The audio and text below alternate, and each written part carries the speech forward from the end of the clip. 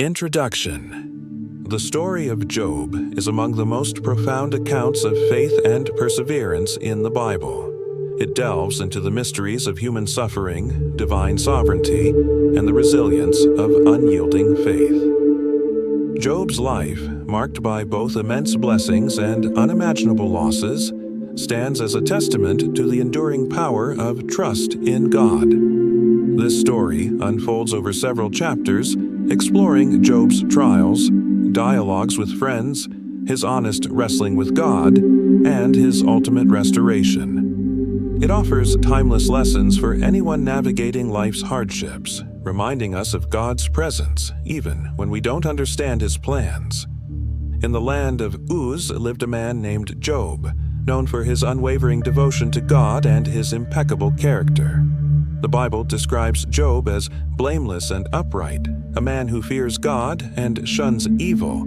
Job 1:1. Job's life was a picture of prosperity and righteousness, with his wealth symbolized by vast herds of livestock, numerous servants, and 10 children who regularly feasted together in celebration. Job's devotion wasn't confined to personal piety. It extended to his family. Regularly, he would rise early in the morning to offer sacrifices on behalf of his children, fearing they might have sinned or cursed God in their hearts. This act reflected Job's deep sense of responsibility and his reverence for God. His life was an exemplary balance of worldly success and spiritual integrity, but this idyllic existence would soon be upended. The narrative takes a dramatic shift to a scene in the heavenly realms. God is holding court, and the sons of God, heavenly beings, present themselves before him. Among them is Satan, whose name means accuser. God, confident in Job's integrity, asks Satan, "Have you considered my servant Job? There is no one on earth like him," in Job 1:8. Satan responds with a challenge. Job's faithfulness is conditional, tied to the blessings and protection God has granted him. "Stretch out your hand and strike everything he has," Satan argues, "and he will surely curse you to your face."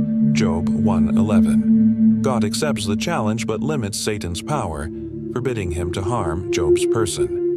This heavenly dialogue sets the stage for the trials that will test Job's faith to its core.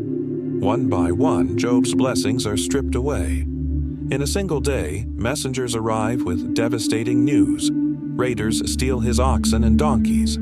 Fire from heaven consumes his sheep, and Chaldeans seize his camels. Finally, the most heart-wrenching blow comes. A great wind collapses the house where his children are feasting, killing them all. Job 1:13-19. The speed and magnitude of Job's losses are staggering.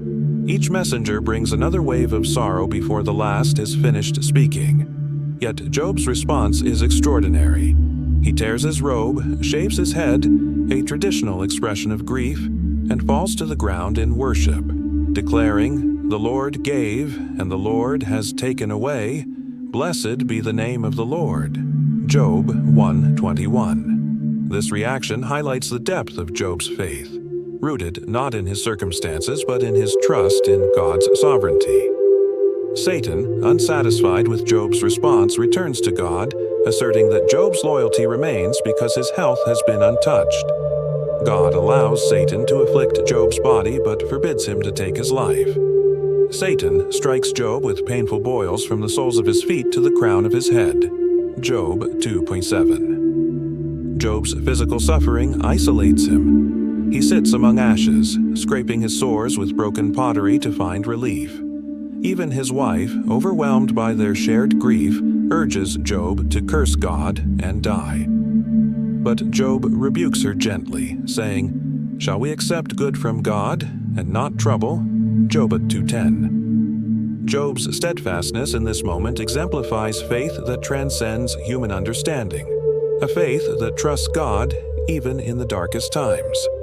Hearing of Job's plight, 3 of his friends, Eliphaz, Bildad, and Zophar, come to comfort him.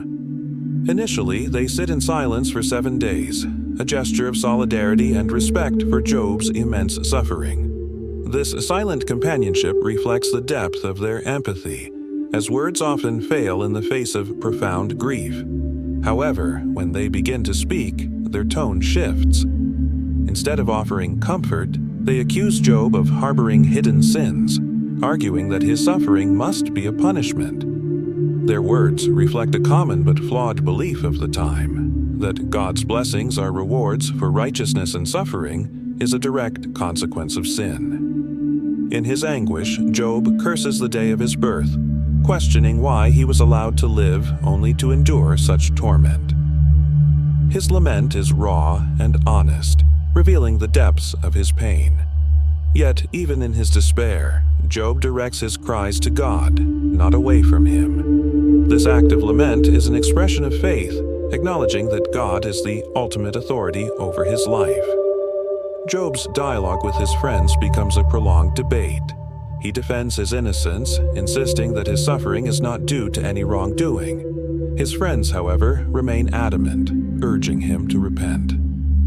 This exchange underscores the limitations of human understanding when it comes to divine purposes.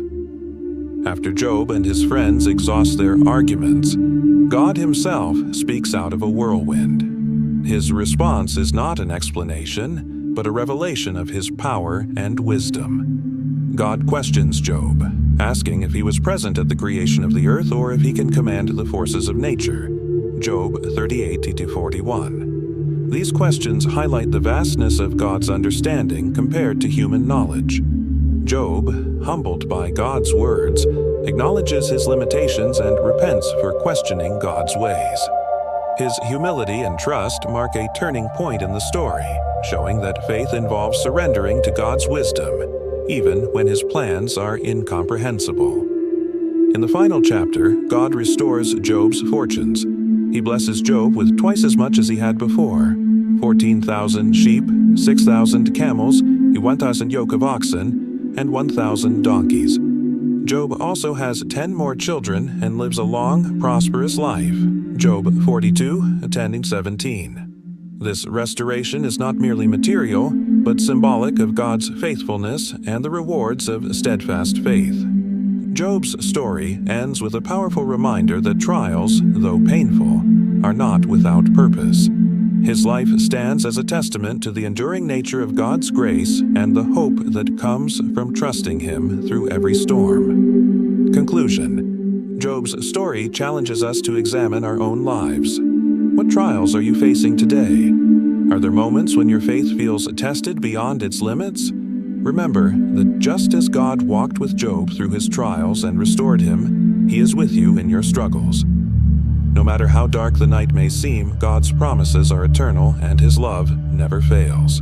Trust in His plan, even when it's beyond your understanding. Share your thoughts in the comments. How has God shown His faithfulness in your life? Don't forget to subscribe for more inspiring biblical stories that uplift your faith. Together, let's journey closer to the one who turns our trials into triumphs.